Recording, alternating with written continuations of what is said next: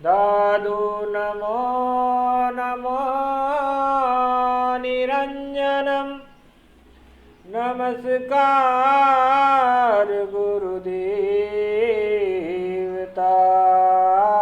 वंदनम सर्वसाधवा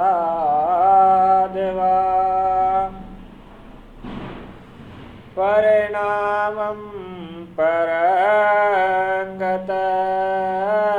परब्रह्मा परापरं सोममदेव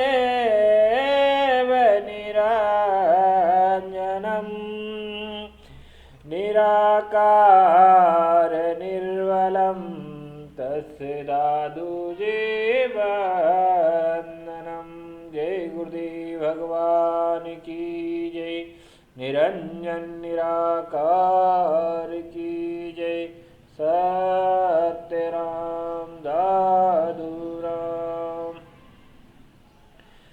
भक्तजनों, गुरुदेव दादू जी महाराज के चरणों में प्रणाम करते हुए हम उस प्रभु परम पिता परमेश्वर निराकार को भी प्रणाम करते हैं और गुरुदेव दादू जी महाराज की कथा में आगे बढ़ते हैं। आज अकबर बादशाह और गुरुदेव दादू जी के सत्संग का 15वां दिन है। इस सत्संग में क्या होने वाला है आप आगे पूरी कथा में सुनिए। जब 14 दिन का सत्संग समाप्त हुआ तब अकबर ने गुरुदेव दादू जी से पूछा था कि प्रभु, राम संबंधी प्रश्न पूछा था कि राम कौन है और राम कहाँ है। तब गुरुदेव जी ने राम को चराचर जीव में व्याप्त और कण कण में समाया हुआ बताया और राम की अलग ही प्रकार की महिमा बताई। इस प्रकार गुरुदेव दादू जी महाराज ने अकबर बादशाह को उपदेश दिया। 15वें दिन उसकी शुरुआत हो चुकी थी। गुरुदेव अपनी नित्य क्रिया से निपट चुके थे और अकबर बादशाह, बिरबल, भगवान दास और सभी श्रोतागण गुरुदेव दादू जी महाराज के पास आ गए और गुरुदेव दादू जी महाराज के पास आने के बाद सभी ने गुरुदेव दादू जी को प्रणाम किया और सभी बैठ गए। तब अकबर बादशाह ने दादू जी महाराज से प्रश्न किया कि प्रभु, आप मुझे ये बताइए कि अवतार स्वतंत्र होते हैं या परतंत्र होते हैं। ये तब गुरुदेव दादू जी ने महाराज ने कहा कि अवतार तो प्रभु की इच्छा से उनके अंश रूप में आते हैं और ईश्वर के अंश अवतार ईश्वर के ही वश में रहते हैं। ब्रह्मा की आज्ञा से आते हैं और ब्रह्मा की आज्ञा से चले जाते हैं। जो काम ब्रह्मा ने दिया हुआ है उसे निमित्त समय पर करके वह ब्रह्मलोक को पधार जाते हैं। ये अंश अवतार फिर स्वतंत्र कहाँ से हुए? राम कृष्ण जितने भी अवतार हुए हैं ये निराकार ब्रह्मा के स्वरूप के रूप में अंश अवतार के लिए अपनी लीला करने के लिए आए और उसी में जाके फिर समा गए। फिर इसके बाद में गुरुदेव दादू जी महाराज ने एक पद गा के सुनाया। वो पद इस प्रकार था। रहे न्यारा सब करे काहू लिप्त न हो, आदि अंत भाने घड़े ऐसा समृत सोए। गुरुदेव दादू जी महाराज कहते हैं, हे बादशाह, बस सब में रहते हुए भी आकाश के समान सबसे अलग है। सबको दिखता है पर पास भी नहीं रहता। उसी प्रकार परमात्मा है। वह सृष्टि के आदि काल को सृष्टि को उत्पन्न करता है और समय आने पर जब सृष्टि का समय समाप्त हो जाता है उसे तो उसको प्रलय काल में नष्ट कर देता है और फिर उसे निर्माण करता है और इसे नष्ट करने में और इसको छिन्न भिन्न करने में उसे कोई दुख नहीं होता, कोई शोक संतोष नहीं होता।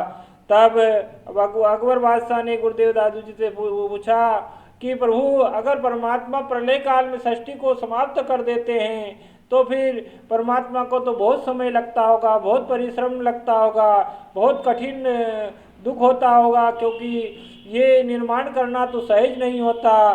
तब गुरुदेव दादू जी महाराज ने बादशाह अकबर को उसके प्रश्न के जवाब में उत्तर दिया कि राजन ऐसा नहीं है। फिर उनने एक पद गा के सुनाया, श्रम नाही सब कुछ करे, यो कलधारी बनाई,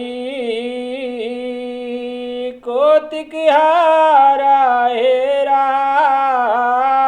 सब कुछ होता जाई। जय हो गुरुदेव की जय। गुरुदेव दादू जी महाराज कहते हैं, परमात्मा को परिश्रम लगता ही नहीं। परमात्मा तो सिर्फ सोचने मात्र से सृष्टि का निर्माण और सृष्टि का विनाश कर सकते हैं। वह वीर्यवान है, वह शक्तिवान है, और उसमें सृष्टि के निर्माण करने की सिर्फ निद्रा में ही वो सृष्टि का निर्माण कर देते हैं। वह सत्ता के मालिक हैं, इस प्रकार सृष्टि का निर्माण करते हैं। गुरुदेव दादू जी महाराज के इस प्रकार उत्तर सुनकर अकबर बादशाह, भगवान दास, बिरबल और आदि जो श्रोतागण थे सभी बहुत प्रसन्न हुए और कहा कि प्रभु, अवतार संबंधी आपने ये जो कथन किया है उस कथन को आज तक हमने नहीं सुना। ऐसा उत्तर तो आज तक किसी संतों ने नहीं दिया। पर फिर गुरुदेव दादू जी महाराज ने बादशाह अकबर से कहा कि कथन सुनने से काम नहीं चलता, कथन को मनन भी करना होता है, इसे अपने जीवन में उतारना भी होता है। अगर जीवन में नहीं उतारोगे तो कथा सुनने से क्या फायदा। कथा तो कथा है, ये तो हमने सुना दी और आपने सुन ली, लेकिन जीवन सार्थक जब ही होगी जब इसे जीवन में पूर्णतः उतार लोगे और उन्हीं के अनुसार कर्म करोगे।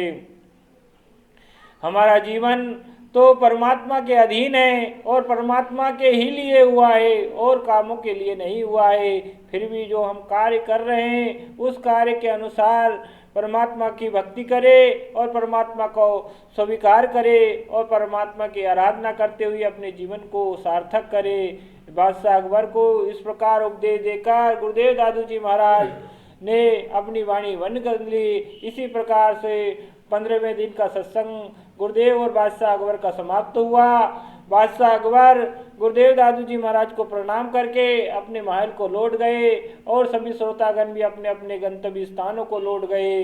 गुरुदेव दादू जी महाराज बादशाह अकबर को इस प्रकार से उपदेश दे रहे हैं जैसे एक माँ अपने बच्चों को सिखा रही हो, एक गुरु अपने शिष्य को सिखा रहे हो। जो सभी शुभों का मालिक हो है वो गुरुदेव दादू जी महाराज की शरण में आ पड़ा और अहंकार को गुरुदेव ने उसके छिन छिन कर दिया, वह शाक्तित हो गया। इसी से काजी मुल्लाओं को रुस होने लगा कि ये तो हिंदू की पद्धति अपनाने लगा और दादू जी महाराज जी के बातों को मानने लगा, हमारी कोई बातें सुनता ही नहीं। इस प्रकार सभी बादशाह अकबर से भी चिढ़ने लगे, पर बादशाह अकबर तो दादू जी की धुन में मस्त हुआ। साथियों, आज के लिए कथा बस इतनी ही। आगे के लिए अगले वीडियो में अगली कथा में आगे का पाठ चलता रहेगा। दादू जी महाराज और बादशाह अकबर का 40 दिनों का सत्संग चल रहा है। आप मेरा सपोर्ट करें, लाइक करें, सब्सक्राइब करें और इसे कमेंट में दादू राम सतराम अवश्य लिखें। मैं अपनी बुद्धि के अनुसार गुरुदेव दादू जी महाराज के जीवन चरित्र की कथा आपके सामने ला रहा हूँ।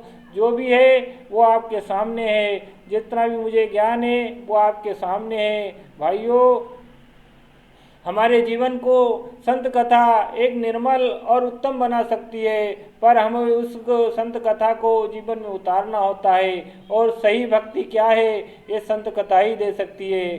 गुरुदेव दादू जी पूर्ण निराकार ब्रह्मा की आराधना करते करते अपने जीवन को सार्थक कर रहे, क्योंकि वो तो सार्थक थे ही क्योंकि सनक जी महाराज के अवतार हैं। लेकिन हम उनके उपदेशों पे चलकर क्या हमारे जीवन को सही कर सकते हैं, बस इस विचार में हमें सोचना है। और गुरुदेव दादू जी महाराज कहते हैं कि राम तो राम है, राम तो रोम रोम में रमा है। भक्ति कर ले, भगवान का भक्त हो जा और भगवान के धाम को चला जा, बस उनका एक ही रास्ता था। इसी के साथ आज के लिए इतना ही। दादू राम सतराम। एक राम के नाम बिना जीव की जलन न जाई, दादू के ते पचिम हुए, कर कर बहुत उपाय। जय गुरुदेव भगवान की।